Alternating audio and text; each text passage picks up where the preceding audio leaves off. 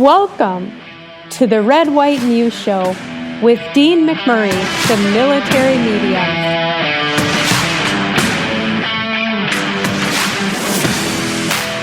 Hey everybody, welcome back to another great episode of the Red, White, and You Show with yours truly, the military medium. Today, folks, I have a great guest for you, Nigel Allsopp. Nigel is the founder and president of the Australian War Animal Memorial. He's a 14-time author. He was also, actually, as of a year ago, was the serving senior constable with the Queensland Police Dog Squad. Now he still works in a civilian capacity, and he's also a veteran of the Australian Army. Nigel, welcome to the Red, White News Show, my friend. Thank you very much. Thank you for having me. Absolutely. You know, when we did an interview with Susan Barry, and one of the things, you know, we talked about the part of one of the big projects was the Australian War Animal Memorial that she did work on. And the more that I did a little bit of digging, it really touches my heart when anybody focuses on, because I didn't really realize it, was just the sheer number of animals that help our service men and women throughout history, right? And I saw one of the things that I believe it was on your bio, but you know, it's estimated that 9 million animals lost their lives in World War I alone. Tens of thousands of animals, mascots, gave comfort to our troops. And then, of course, you know, died in the line of duty and everything else. We're going to get more into that and why you're connected to animals and how that is. But Nigel, if you would, for the listeners and viewers, share a little bit who you are and kind of what you do. Sure. I guess going backwards, like I said, I'm still with the Queensland Police as a civilian instructor now, training at the police academy. Prior to that, I spent many happy years as a police dog handler. I was actually a specialist dog handler, explosive detection dog handler in what we call SRG, which Special Response Group, which I guess is equivalent to your SWAT team, and in the United States. Prior to that, and between the military, I had a bit of a go at, it's a bit of a go, 9 years as an elephant keeper, which I believe at various zoos, including Dubbo Zoo, San Diego Zoo, and Auckland Zoo in New Zealand. And during that time, I worked with many animals, including sea lions, and I worked for a little bit on attachment with SeaWorld here in Australia, and ended up training and rehabilitating a lot of animals that we re-released. So I learned a lot about exotic animals, and ended up writing a book, one of my first books, on behavioural enrichment, which is still used by the American Elephant Mangers Association, just on keeping animals occupied in captivity. And prior to that, of course, I basically worked with animals all my life. And prior to that, I was a military dog handler, including some operational tours of duties with alongside American troops in places like Mogadishu and Somalia. At the same time as that infamous sort of movie was made, or Black Hawk Down. Yeah. And other tours of duty prior to that in various countries, and literally I joined when I was about 17, the military. So before that, my parents owned a small farm, and I was raised up on a sheep farm, actually. So I could ride a horse before I could probably walk, and whilst I was in the police, and all these connections will come about, where I met Susan Barry again for about the fifth time. I was attached to the Californian Mounted Officers Association, where I did both basic and advanced mounted police courses in a place called Norco, which is wonderful little town. They call it the the US capital of horsemanship. I think there's about 20,000 people in Norco and 45,000 horses, something like that. Everyone has a horse. Yeah, lovely place to go. Yeah, I bet. So going back as far as you remember, you were really kind of raised up around animals, kind of always connected with them. Did you feel like a deeper sense of connection? Because, I mean, completely, you know, sometimes for some, and I don't want to put everybody in this box, if you will, but a lot of people kind of get in a niche, if you will, with certain animals, say maybe like you talked about dog handlers. So then they really have an affinity for dogs.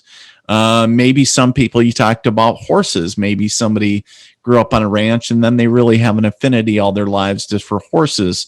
But for you, it's elephant handler, dealing with horses and everything else.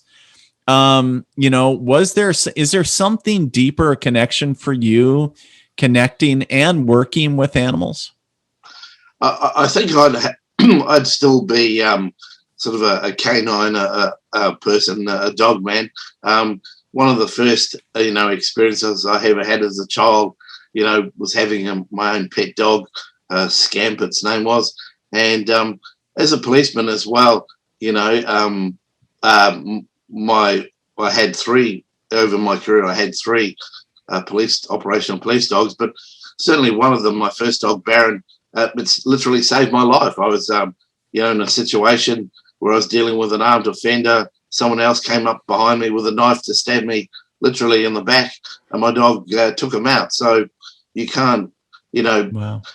I'm sure a human partner would have done the same, but as you know, dog handlers work on their own. They don't have a human partner, and so they become very much your partner, your soulmate at the time, and your comrade. And the reason I guess I have that affinity with dogs as well is because it leads on when the dogs are retired in many countries, and up until, and we can talk about this later, but Right.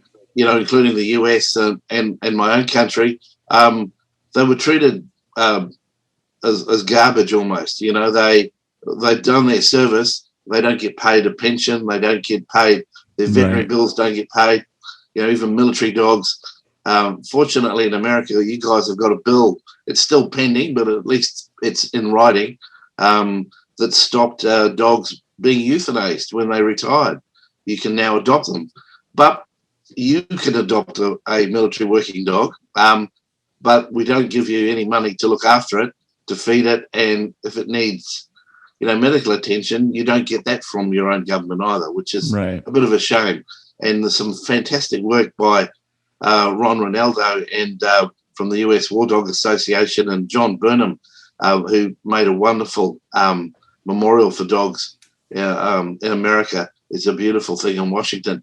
And that too, huge personalities that are doing great work for American war dogs. Well, I was going to also say a previous guest as well is James Mellick, who is another sculptor, but he primarily works in wood, and talking about primarily dogs and, service dogs.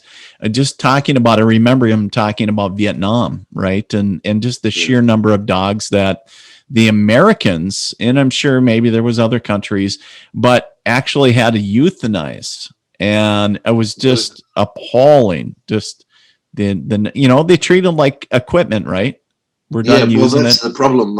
They still are classified as equipment in both our countries. And incidentally, we had 11 dogs in Vietnam, and we left our 11 dogs in situ in Vietnam to an unknown fate. I mean, they tried to get them homes as best they could with local dignitaries, but eventually everyone was thrown out of Vietnam, so we don't know what happened to our dogs either. And I think while they don't change a military working dog status to something like canine service animal, or something similar, or canine member perhaps, until they change that status from equipment to a member, they'll still be treated as a piece of equipment and disposed of. Right.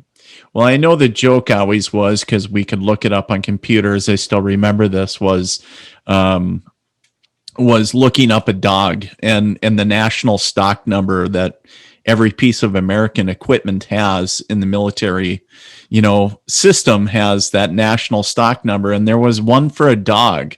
And we found it so odd because I never worked with dogs. I knew, would see working dogs around, but I was just regular light infantry, right? So I wasn't the dog guy or the people with the dogs, but I always joked and saying, well, I guess they need to issue me a dog because there's a stock number for it. And I found it so interesting, but now, on the backside of it, I look at it and I'm like, that's kind of sad because equipment, I don't have a stock number, a national stock number. I'm not a piece of equipment. I'm obviously probably an asset as way as maybe generals look at it, but, they just looked at an animal as a piece of equipment. The same, I'm sure, with horses during World War I, right? And another one that's Nigel, that you're very prolific about is pigeons, right? A lot of people don't think about those. Yeah. Look, it started off almost as a bit of a joke. I mean, pigeons are something that poop on you as you walk under a tree, Right. And I got to look at them, and America was a huge user of pigeons in World War I and World War II. We're talking several 100,000 animals. In Australia, even in World War II, we used 25,000 pigeons fighting alongside American forces, in the Southwest Pacific. And the reason for that is, we look at our modern technology, and we even had obviously technology in World War I that could transmit a radio. But a lot of the shells in World War I particularly broke the wires, so they had human runners. One of the most famous, human runners was in the German army, of course, was Adolf Hitler, wasn't it? But we used to use a lot of dogs, and both countries, and all countries, I should say, in that time, and they were very reliable, but in the same token, they could carry a picture of a map. We look at our mobile phones today and we can Google this, that, and the other and get the message across. But in those days, the only way a commander could appreciate the lay of the land by map was to actually draw it still and stick it in a tube and stick it on a pigeon or a dog. And pigeons were slightly more reliable than dogs. Dogs had there's a famous Australian dog that we have stuffed, taxidermy, in the Australian War Museum, which was actually a World War I German dog. But the saying goes, he was opposite the Australian forces, but he obviously got sick of German sausages and decided to be an Australian tucker and defected for the last 3 years of the war to Australia. And we used him as a messenger dog ourselves. So there you go. I was going to say, did they entice him with some Vegemite or some biscuits? But in World War II, of course, the Americans were using pigeons because the Japanese at one stage, we believe, may have broke our code. So the best way of getting a message across was via a pigeon. Right. Well, and it's well known too, right? Using pigeons for detecting gas and other things, in certain areas as well, right? Having caged animals, unfortunately, in with the troops. And take us a little bit. Obviously, we've already been talking about some of the species of animals that are honored at the Australian War Animal Memorial. But take us a little bit into that, Nigel, and kind of run us through that. Sure. I would be remiss, and someone might point that out. I better just point out, if I could, before I do that. Yeah, absolutely. In your own Smithsonian Institute, you have a taxidermied pigeon, probably the most famous messenger pigeon in the world. He was awarded the Fleur de Lis, the Friendship Medal for gallantry. And this sounds very anthropomorphic, I guess, when you tell the story. But allegedly, it's an absolute true story. He's a very highly awarded American pigeon from World War I. He was let loose in the trenches to give a message back to headquarters that the American troops needed more equipment and ammunition. he got shot as he flew up in the air. His wing was severed and he spiraled down to the ground. He then got, a short time after, got gassed by chemicals by the Germans, was blinded in one eye. He then received, a short time after, a piece of shrapnel in his chest. But that pigeon, remember their modus operandi, but the pigeon walked a kilometre back to the headquarters, delivered his message, and died in the hands of the American commander. So that's one of your most famous, perhaps, pigeons. Wow. So I'll get on to your, I just wanted to point that out. No, that's... America probably has the most famous pigeon in the world, in fact.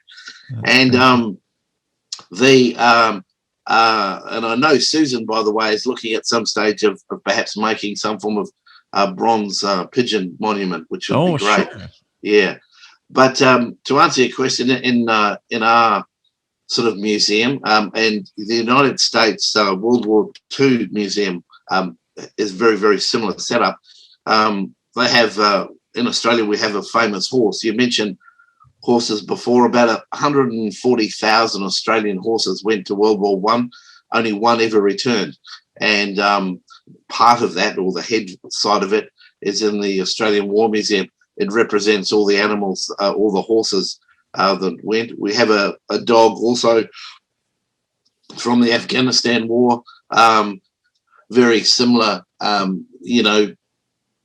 Special Forces dog, very similar to some of the stories that you have with SEAL Team 6, for example.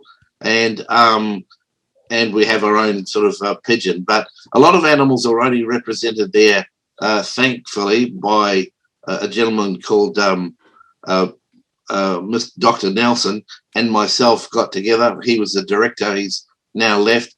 And we've helped establish an official war animal memorial there, a grave of remembrance. The unknown, you'll be familiar with the unknown soldier's tomb, the Eternal Flame. Yeah. Well, we have one for war animals there as well. That's and it's a big circle with dogs' footprints, circling inwards towards the flame. And that's like an eternal, and there's the ashes of one of our famous war dogs underneath that, an unknown war dog, so to speak. And so, they've done some pretty great work to recognise them, but that's only come in very, very recent years. If you asked anyone in Australia, a lot of countries, perhaps 10 years ago, they wouldn't have had a clue about war animals. Oh, wow. Well, and I was going to say, Nigel, how do you even get involved in, becoming the founder and the president of, this war animal memorial for your entire country? Like, were you, how did you kind of get involved in that project to begin with? Yeah, well, as I said before, having been, a military dog handler, and I had several dogs, and again, in those days, like Vietnam, it wasn't until 1993 that the first dogs in my country were ever allowed to come home. So we would go on operations in places like Kosovo or the First Gulf War, and we'd have to leave our dogs behind. Fortunately, in modern times, we're able to give them to the American forces, or I know we gave one dog to the French, for example, that didn't have any quarantine requirements. We were fortunate those dogs got home. But there was a law banning them. So I sort of said, this is rubbish, and I've got the law changed that the dogs then started to be able to come home. And because of that, they built a veterinary facility. It used to take something like 6 months to get a dog home. And the governments can fluff around in both countries and come up reasons why they don't bring them home. But the bottom line is money. It just costs a lot of money and the other realistic thing is, by the time the dog's been in quarantine for 6 months, in the old days, they only have to be in for about 3 weeks now. But in the old days, when it was about 3 months, of course, they're not a piece of machine you can plug a battery into. Half of them had forgotten half of their training over a 6 month period. Sure. So they're not even perhaps viable and they're 6 months older because they have a shelf life, because they only are operational for about 8 to 10 years maximum. So, unfortunately, there's a lot of commanders out there, high up people, that think because they are a piece of equipment again, if you keep one on the shelf, when you need it, you pull it down, stick a battery in it, and away you go. Any dog handler tells you it takes years and years. And unfortunately, all our countries, America was the same prior to World War One, then prior to World War Two. Once the war's over, they tend to lower the numbers and disband their animals. Right. And then they wonder why it takes 10 years when there's a war and they need them to bring them back again. Wow. So, kind of serendipitous that we're coming up, we're doing, today is what, the 19th of February? Yeah, and the 24th. Yeah, it's War Animal Day. I guess to answer a bit of your question, and as a prompt, thank you. I decided they needed their own day to be recognised, so I went around various politicians in the country. I got a magic letter which really opened some doors for me. I thought, well, why not be a bit cheeky? So I wrote to Her Majesty the Queen of England. And I got a lovely letter back. I'll actually send it to you on email later on. Supporting the idea of War Animal a day and thank me for my work. So I was literally, I was a name dropper. I literally walked into buildings holding this lovely letter with the Queen's signature and crown on. And that opened a few doors, and politicians jumped on the bandwagon. My local politician, Scott Burkholdt, was marvellous. He would be the equivalent to a governor in America. He's our state sort of federal member. And he got behind the project and stood up in Parliament. And so a small little, it's like a rolling stone down a hill. And so it gathered. I then went across to open up a New Zealand war animal memorial. So New Zealand to Australia is very much like Canada is to America. Some people get them confused, but don't you dare sort of mention it. And so I went over there because part of Australia, because we and New Zealand are fairly small countries, we fight as a combined unit, usually called the ANZACs, Australia and New Zealand Corps. Which incidentally to your listeners, I know, given your background, I can't recall just off the top of my head of a war, with perhaps the exception of Grenada, that America since the World War One has been in without having Australian troops next to you, right? And Kiwis as well. I think apart from that, we've been in every war with you, alongside you. Now, just so I opened up a memorial there, and their Prime Minister was there, and she said, "What can we do?" And I just casually mentioned the 24th, and being the Prime Minister, I guess she did it immediately. So that afternoon, New Zealand had a War Animal Day, which actually beat the Australian one, even though I'd applied 6 months before by about a week. So actually New Zealand can claim to be the first country in the world to ever have a War Animal Day, but it was via an Australian, so we still claim it. Yeah. Well, and to go along with that as well as the purple poppy, right? Do you want to talk about that? Yeah, and this is where Susan Bahari has been great in the United States, pushing it. In the United Kingdom and a lot of Commonwealth countries, Canada, your nearest neighbour, also recognises a red poppy for the deeds and sacrifices of soldiers. And so we've come up with a purple poppy to recognise the deeds and sacrifices of what we call four-legged diggers, or four-legged soldiers, or winged soldiers, as the pigeons may be referred to. But so that was again, it sounds easy. It's taken me about 12 years to get that finally recognised, and it's still a work in progress, such as in the United States. And this is how we raise our funds, and this is where Susan needs a lot of assistance. And it doesn't sound much, $1, but you can buy, or $2, but you can buy anything from a crocheted sort of purple poppy for $1 from the scout group or a school to a beautiful $25 one, which Susan has. And every cent of that goes in to build the United States War Animal Memorial, which she's designing. So we're using the poppy to, one, identify war animals, and we ask people to wear a purple poppy on the 24th of February or even Remembrance Day, any day, to remember that animals fought side by side. In fact, it's just a scientific fact that both our countries could not have fought World War I and World War II without animals. It's as simple as that.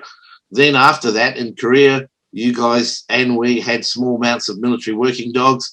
You had a famous horse called Sergeant Reckless, which was a famous Marine Corps horse, which you have a statue of in Pemberton, I think it is. And then you also, obviously today, no decent military in the United States and special forces unit would go to war without a military working dog. They're that valuable. Yeah.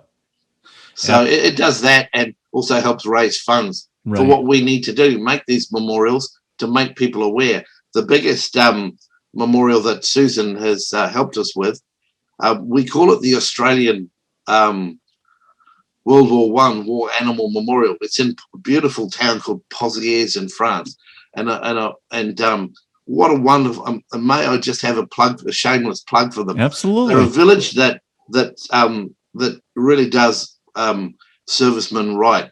There's probably only 100 people in this village, 18 houses.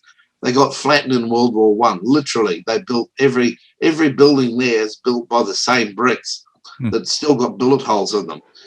In World War II, the Germans flattened them again. They built their houses again, the same 18 or 20 houses.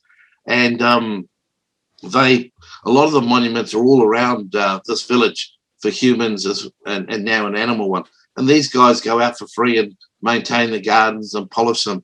And the only way the village, it's way up in the northern France, and the only way the village earns their money, they literally are still peasant farmers, is people coming to the village and paying their respects and buying a cup of coffee at the local cafe.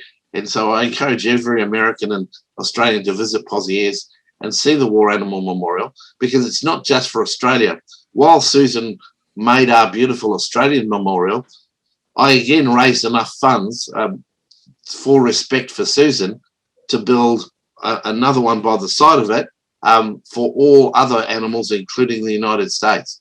So the United States have a War Animal Memorial now in Pozières, and I'm a little remiss. I will send you an email of a flight. In fact, you can Google it. People can, if they Google Pozières War Animal Memorial on YouTube, they'll get a beautiful 5-minute sort of flyover by a UAV of the memorial site. Oh, beautiful. And okay. You'll see 6,000 white crosses surrounding the War Animal Memorial. One of those is for every the 5,900 Australian soldiers that died in 90 minutes defending that one hill.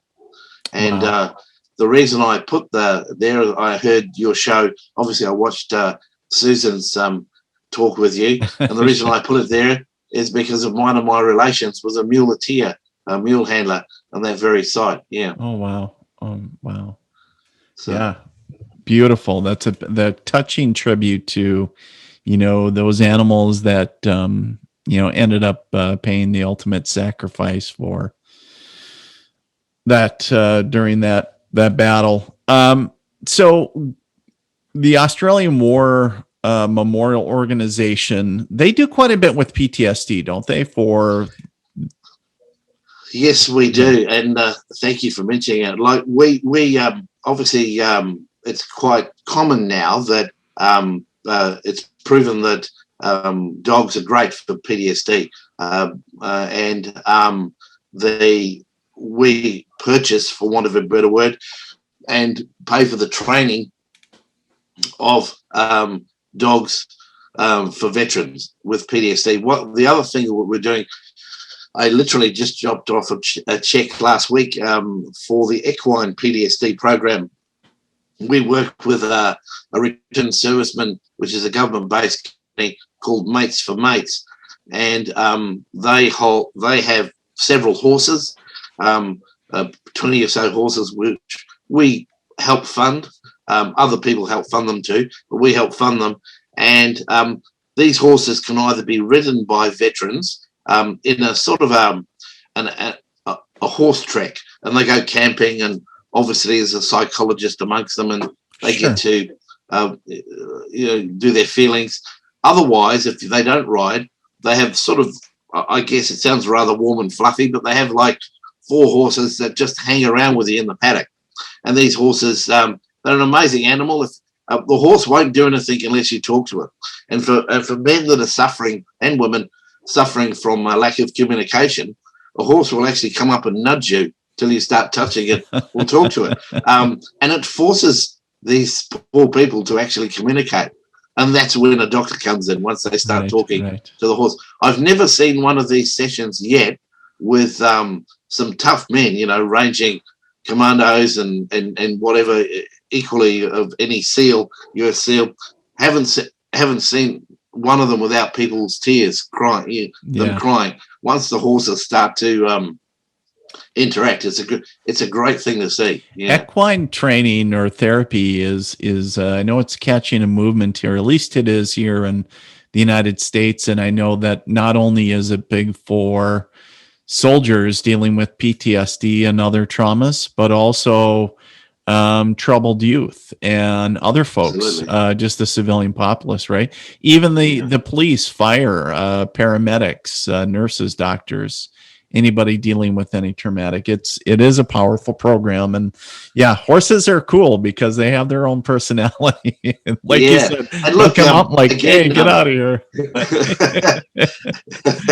They'll reflect. And again, I mentioned previously that wonderful town in California, Norco. When I went there on my police ride, I noticed there's about 10 different organisations in that town alone that do equine therapy, and one that does PTSD with dogs. And so they're on. In fact, the other thing, which is equine connected and connected to that village, I purchased from there. There's a wonderful saddle maker there, and we purchased what I would call an amputee saddle. It's from a World War I Australian design of a saddle. It's an Australian design, and what it does is for veteran soldiers from Afghanistan and Iraq, etc., that have lost one limb or both limbs. It's a sort of a special saddle that, again, I'll send you a picture of it, which enables the rider to be strapped in either with one leg or both legs missing, and enables you to ride a horse. Now, people might initially say, well, that's good, but it's like the saying, I can't play a piano anymore, but it doesn't matter because I never played it in the first place. My dad used to say that all the time. What do you need to ride a horse for? Well, it's got nothing to do with riding a horse. It's the actual movement of the hips. And as you ride a horse, particularly in the walk position, your brain is sort of working overtime, and the hips are moving. And when you put a couple of prosthetic legs on, the same hip movement of the horse is the same as you require to walk with artificial limbs. And the horse riding is training you up, or your brain, to be able to walk properly. So it's quite clever. Interesting. So Nigel, where can folks go to check out more about the memorial? If they're sitting there and saying, this sounds really cool, I would like to check more about it, maybe make a donation, or maybe just go visit. Maybe they're going to go on holiday. I know COVID is throwing a wrench in everything, but where can they go? Just internally, I would plead everyone to support Susan Bahari in the United States. It's your own war memorial, and and two things. One, she's not only going to be doing a great job, she's also got several memorials already. I mentioned the one already in Guam. She has one of a little dog in France called Sergeant Stubby. She's also got, if you go onto Susan Bahari's website, which I know she gave you listeners the last time, she's got several little memorials for not only honouring police dogs, service animals, but also dogs, the SEAL Team 6 dog, for example, and the dog handler that sadly passed away a short time after that raid. She's got I think it may be in Arizona, don't quote me, but Susan website has it all there. So while COVID is restricting perhaps international travel, Susan's done several. She's got in Ohio, there is a wonderful little statue of Smokey the war dog. We talked about, and this is one of the coincidences we're talking about before the show. Smokey is an American dog, but born in Queensland, my hometown. In World War II, a young air corporal called Bill Wynn was under General McCarthy's sort of tutelage, or one of his Air Force mechanics, and who was stationed in Brisbane, again, McCarthy. And this dog this is a simple version, this dog used to run up and down the hospital, the Brisbane hospital, which was then called the US Naval and Marine Corps Hospital. And one of the doctors had a look at this. Remember, PTSD and shell shock before World War II was wrongly diagnosed. In fact, in World War I, people were shot and called cowards for having PTSD with shell shock. They didn't understand what it was. And so it was, even in World War II, it was its infancy. But this dog was playing with people. It was a little 4-pound Yorkshire Terrier, by the way, not a big military dog. And it was students, or I beg your pardon, patients were seen to improve mentally when this dog. So this sort of doctor decided to experiment, and Smokey therefore became the world's first canine PTSD dog. We talk about them being a relatively new invention. Well, Bill Wynn and an American 80 odd years ago, in about 1943, had the world's first post-traumatic dog for the American Armed Forces, which happened to have been born in Australia. So there's a beautiful statue, a duplicate statue that Susan has done. She has Smokey in Bill Wynn's hometown. And by the way, just a big hello to Bill. He's still alive. He's nearly 100 years of age. Oh, wow. So if ever he's listening to this, he's very coherent. He'd be great on your show, in fact. And we'd love to have him. He lives in a place called Mansfield in Ohio. And he's still around, and he's a wonderful man. There's a beautiful statue of his World War II dog, and we have a duplicate of it on the very grounds of the US Marine and Naval Hospital, which is now being demolished. It's sitting in the park. It's now surrounded by a modern hospital where a children's hospital, and the kids go down and put purple poppies around the statue as we speak. Oh. I made one of the books you talked about. I made a children's book on it called Smokey the War Dog, and 100% of that, the sales or the charity, go to the children's hospital, and the children have it's called the Starlight Foundation as well, and the children, and I've given about 100 books or so to the should last them a while, to the hospital for the kids to read. So this World War II dog, not only is that, is still American dog, is still very, very much alive in Australia. Wow. That's a beautiful, beautiful story. And, a powerful reminder that animals are just tremendous healers, right? And they've been used, people have been connecting with animals for millennia, and, just very powerful. Well, I believe my friend, there are go statistics out there that believe if you're over 80 and want to live to 90, get yourself a pet, either a cat or a dog.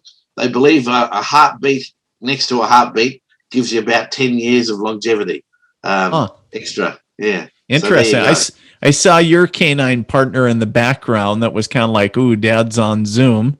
And then he went in the other room. He kind of peeked in and was like, whoops. She's 16. She's an explosive detection dog, or was. She retired after the G20 summit. She searched Obama's car and hotel room, and so there's an American connection even with the dog behind me. And so when he was over here at the G20 summit, she retired shortly after that. She's 16. Every day that I have is a blessing, but I'll certainly miss her when she's gone. Yeah. Right. She, by the way, holds a Dickens certificate, a commendation for finding the most amount of explosives and firearms in Australia. And she, so, and the Dickens medal is like the Victoria Cross for canines, for animals. If you have a look at it, there's a couple of American dogs recently that have received the Dickens medal. Those handlers, I'm sure, would be eager to talk about that. I can send you their names. Yeah, absolutely. I mean, that's very prestigious and always fun to connect and learn more about their canine partners and kind of what they're doing. My friend Nigel Allsopp. Nigel, thank you so much. I know it's early morning there where you are, but thank you for taking time this morning and connecting, and thanks for sharing your story. And more importantly, thank you to your four-legged friends for what you have done and what you continue to do, not only for your country but ours and everybody else, keeping us safe. So thank you. Thank you very much. Pleasure to talk to you. Thank you.